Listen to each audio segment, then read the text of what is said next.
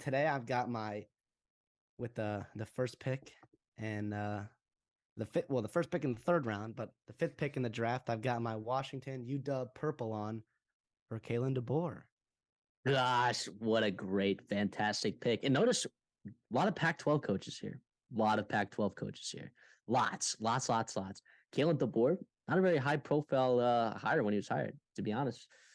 Chris Peterson in 2019, he stepped down from the team right after going 8-5. Stepped away. He has his reasons, right? He did a fantastic job. Took him to the college football playoff one year. Then Jimmy Lake came in, high-profile DC. Bama wanted him, right? A couple other big prime programs wanted him as their DC. He said, "I got a head coach opportunity, and I'm going to blow it. I'm going to go 1-3 in the COVID year, and then I'm going to go 4-8." Well, he went 4-5, and then Bob Gregory took over for the last 3 games. So he went 4-8 that year. The over-under win total was still 7.5, which is pretty high, relative to to those records right there. So a lot of people, I think, were feeding into that under narrative, and he blew that absolutely out of the water. They went 11-2, 7-2 in the Pac-12, which was unbelievable. Now, a lot of teams were really good in the Pac-12 last year, so they didn't really finish high in the standings or make the championship, but that's not to say that they didn't have a fantastic year. Kalen DeBoer, he came from Fresno State. He was a head coach over there for a couple of years. Coach Jay Kaner, fun fact, he was drafted to the Saints this year. Had some success there. He's the offensive coordinator at Indiana, which is the overlap with Michael Penix, if you didn't know.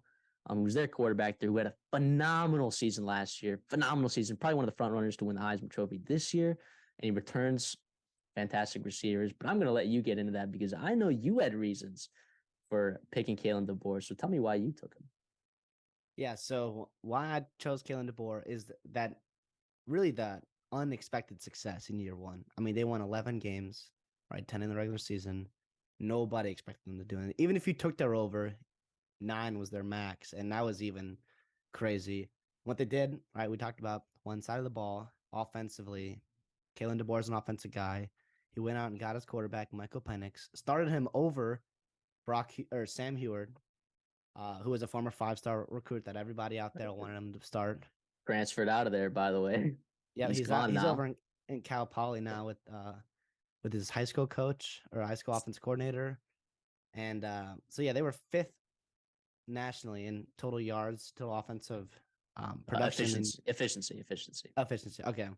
Efficiency, and the 84th defensively. And so I believe they're working hard to get that defensive rating a lot lower or higher, depending on how you look at it. They got their leading receivers back, Rome Odunze and Jalen McMillan, right? Top duo in college football. They're right there with Ohio State, Abuka, and Marvin Harrison. The offensive coordinator, Ryan Grubb, he's been with DeBoer for a while now, and he had a lot of traction in the offseason. I know A&M looked at him. I know Bama looked at him, among other schools. Yep, TCU, I believe, looked at him, as well. So that was a huge keeper for Kalen DeBoer right there, and I greatly credit him for that as well, keeping him around. I think he's going to have another great season. Well, and exactly. That shows where the program's heading. It shows that there's buy-in from top to bottom, not only with the coach, and that people want to be around him, right? That Grubb wanted to stay with him, but also that the higher ups, right? The athletic directors, your NIL, your boosters, they are dedicated to this program, and he got a nice pay raise. I know, this offseason, deservedly so. Can I ask you something though? So, Are you at all concerned? So, if we go through the recruiting rankings, right, these past couple of years, okay, 2019, they were 15th in the country. 2020, they were 18th. 2021, they were 26th, so a tick down. In 2022, right when Kalen DeBoer was hired, they saw a huge tick down. They were 59. They didn't bring in a lot of guys. Are you at all concerned that maybe that class is going to leave a gaping hole, on their roster in a couple of years? I mean, for sure can happen, but I think with the transfer portal nowadays, and a guy like Kalen DeBoer, I don't think he was hired because of his recruiting. Right? You look at a guy like Mario Cristobal, like that's how he has success, because his players are more talented than yours for the most part. Kalen DeBoer is one of the people that can go and find talent, his own type of talent, and then develop them. And at Washington, they're not quite the same level on the West Coast as Oregon and USC, so they can't really go out and get the best players whenever they want.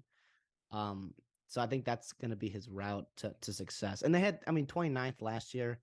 This incoming class is not great, but um, it's promising, moving in the right direction. You also got to get your NIL bearings together, right? We saw Billy Napier struggle with that in Florida. It takes a while. Um, some interesting people they did bring in though, um, transfer specifically. Dylan Johnson, a running back from Mississippi State. I know they're very high on Jabbar Muhammad, cornerback from Oklahoma State. And then guy Josh, they got two guys from lesser known schools. Josh Cuevas is a tight end from Cal Poly, and then Zach Free, who was actually an edge from Sioux Falls College. He's actually that's a great take there. Zach Free. I know Minnesota found him early in the process, and it was just those two as Power Five schools that were looking at him. And Minnesota wanted him badly. He's just got a great body, very good athletic upside. One more year in power, 1 year of Power Five coaching and weight room, and he's gonna be a real good player for them off the edge. And then some transfers they lost out on, which, to be honest, I kind of see as a plus for Kalen DeBoer because he wasn't tied to the quote unquote talent that was there before him. Sam Heward, we talked about earlier, the quarterback, went to Cal Poly, and then Saviel Smalls, which was a highly recruited edge on the West Coast. He went, transferred to Colorado this past offseason. And I just think it's interesting that he wasn't got caught up with the star ratings and the star rankings of those guys, and they kind of just said, we're gonna bring in the guys we want. We're gonna see who deserves to play. And I yeah, I think they're a real interesting team to watch out in the West this season.